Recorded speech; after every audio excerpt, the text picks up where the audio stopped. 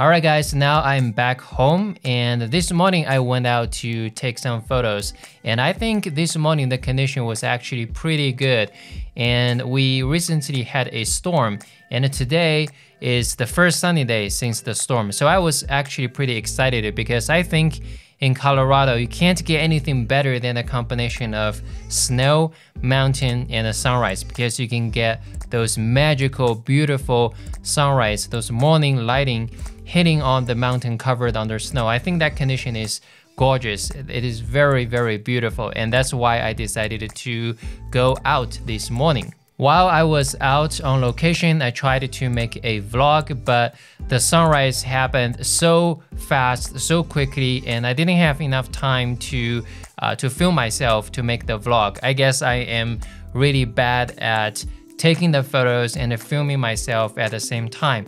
And when a conflict happens, I usually prioritize taking the photos. Anyway, right now I'm back home and I want to show you the photos I took from this morning, and I will show you how I edit these photos from the start to finish in Capture One. Before we get into Capture One, I just want to mention that currently Capture One is doing a massive 50% off discount for the Fuji version and the Sony version.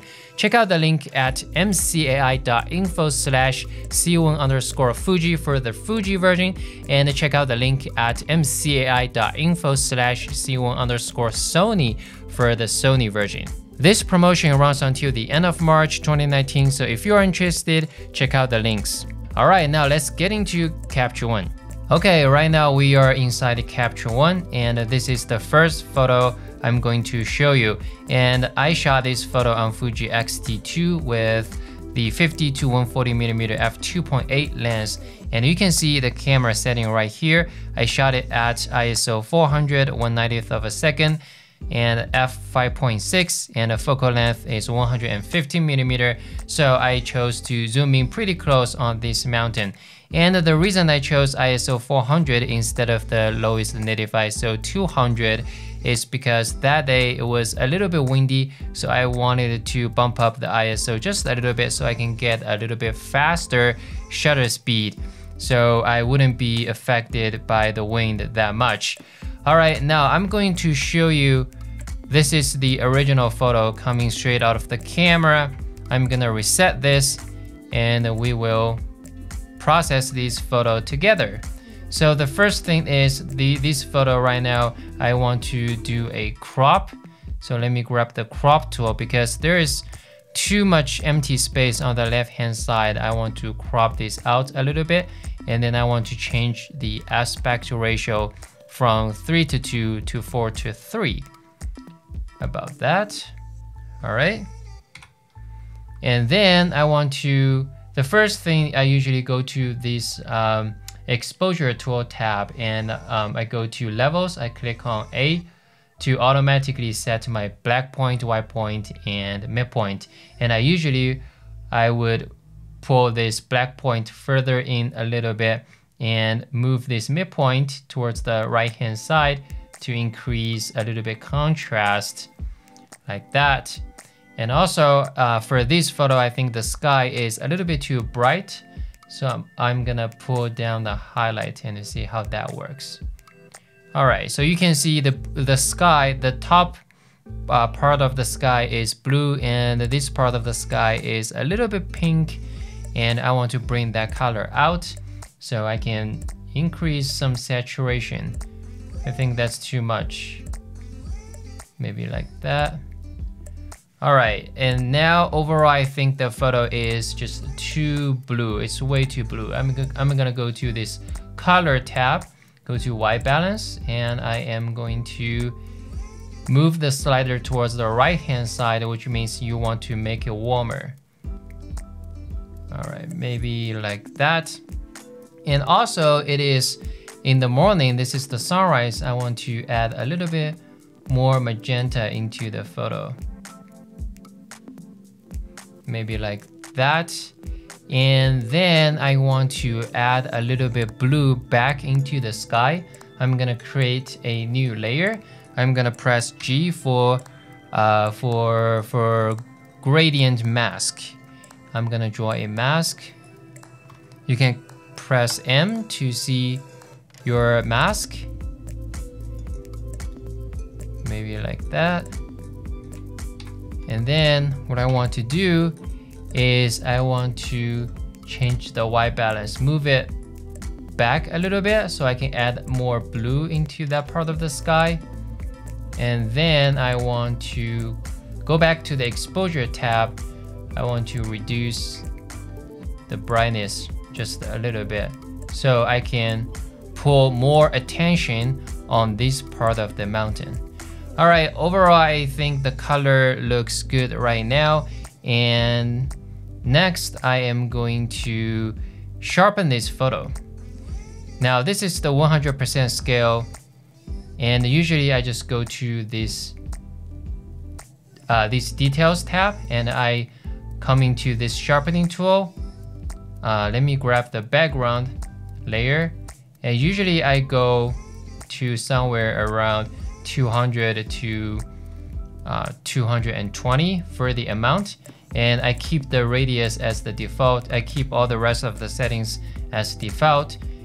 And then I also go back to the exposure tab. I go to the clarity tool. I really like to add a little bit structure using this slider. But you don't want to add too much structure because that will over sharpen the photo.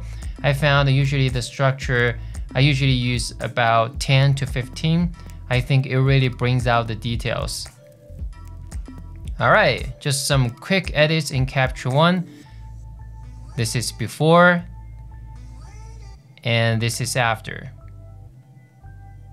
Okay, this is the second photo I want to show you today. And this photo I also shot on Fuji X-T2 with a 50 to 140mm f2.8 lens. And you can see the camera settings right here. And this photo, this is the original photo coming out of the camera. And this is the edited photo in Capture One. Now let me reset this photo as well so I can show you my editing process. The first step is I think I have too much sky, so I want to grab the crop tool again, and this time I just want to right click on the crop tool. I want to use original this time, and I want to crop like that. You can see the two peaks right here, the first peak right here, the second peak right here. I want to put this peak in the middle, like that. Because the composition is very simple. The only focus of the composition is this mountain. And I want to move this up a little bit just to have more sky in the photo. All right. Now I'm gonna go to this exposure tab, go to levels tool, click on A for auto to automatically set black point, midpoint, and the white point. And I'm going to set the black point and then move the midpoint a little bit to increase the contrast. Now let me go to the white balance tool. For this photo, I actually set the white balance in camera. Usually I just leave white balance to auto because I know I shoot raw. I can always adjust white balance in post. But for this photo, I actually manually set the white balance to make the colors on the mountain to pop out. So in this case, I am already pretty happy with the white balance. And I just want to make it a little bit warmer. Maybe like that. And I just want to make it a little bit more magenta, just a little bit. All right, and then I'm gonna go back to exposure tab, increase the saturation a little bit. Not by much, but just a little bit to bring out the colors.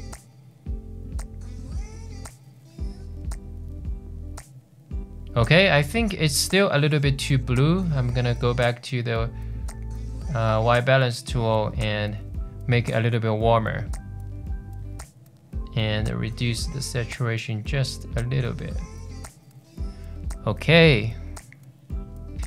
All right, now I'm gonna zoom in to 100% scale. I'm gonna sharpen this photo. Overall, I think this photo is already pretty sharp, but I'm still gonna go to the details tab. I'm gonna increase the amount to 215, and I'm gonna leave the rest of the settings as default. And I'm gonna go to the detail, the clarity tool, increase structure just a little bit to bring out the details. I think the structure slider works very good to bring out the details. All right, so everything looks pretty good. I noticed that there is some slight vignetting happening. So there are a couple ways you can resolve this. You can go to the lens correction tool, and I'm gonna select the profile to be generic, and I'm going to use this light fall off tool. When you move that slider, you can remove vignetting.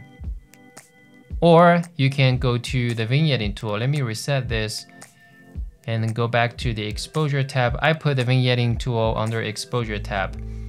And you can move this slider towards the right hand side to move the vignetting as well. Okay. All right, guys, that's it from me today. If you want to see more information, please check out the description below. And if you like this video, please click on the thumbs up button below and feel free to share with your friends. If you are the first time on my YouTube channel, please consider subscribing for more photography tutorials. All right, guys, I hope you enjoy photography. See you next time.